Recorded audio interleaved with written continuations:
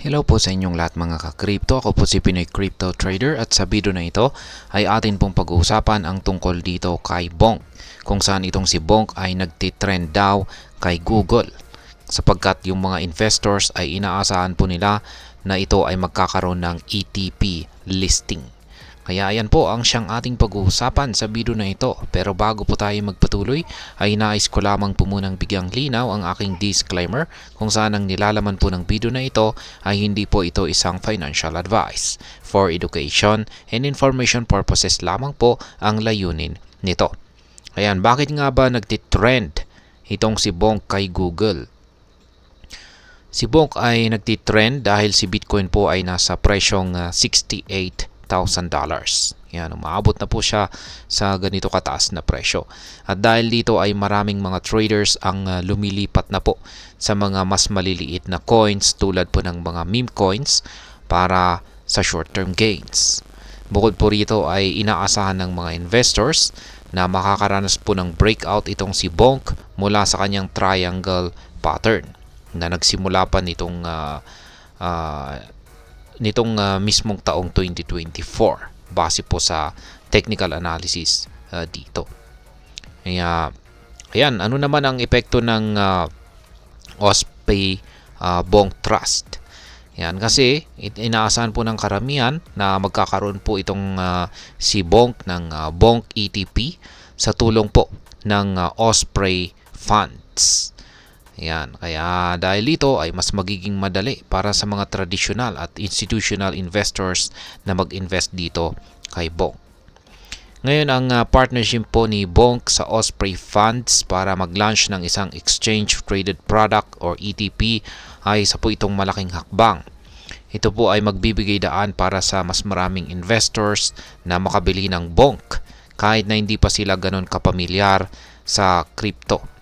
Ang ETP ay isa po itong financial instrument na ginagawang mas madali at mas ligtas ang pag-invest sa mga cryptocurrencies. Ngayon ay paano naman tumutugon ang market?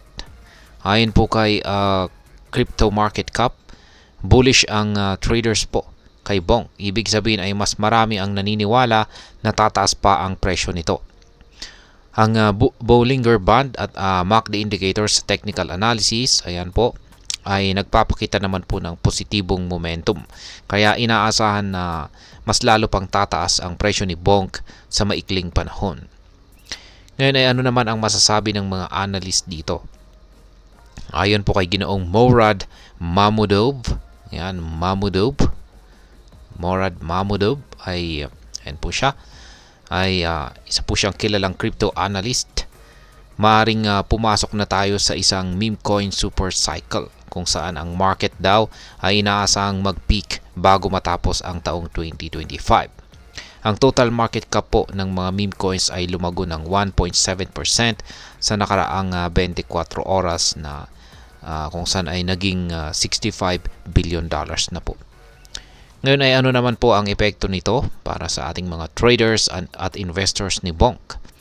Yan, masasabi kong malaki pong oportunidad ito. Una, ang mga meme coins tulad po ni Bonk ay nagbibigay po ito ng malaking potensyal. Ayan, malaking potential gains. Pero may kaakibat po ito na mataas na risk. Kaya kung matuto lamang po tayo magbasa ng market trends at technical analysis, maaari po talaga tayong kumita rito ng malaki. Pangalawa ay ang pagpasok po ng Bonk ETP ay magbibigay po ito ng mas madaling access sa pag-i-invest dito. Ngayon ang masasabi ko naman dito ay dapat talaga nating pag-aralan muna ang market bago po tayo mag-invest, lalong-lalo na sa mga baguhan. Ang mga meme coins ay kilala sa kanilang mataas na volatility, kaya't mag-ingat at tiyaking nakakaintindi tayo ng mga risk na kalakip ng mga ito. Kaya yan, kung willing po tayong mag-risk, yan, ang potential rewards naman ay maaari pong malaki ang maaari nating makuha na potential gain dito.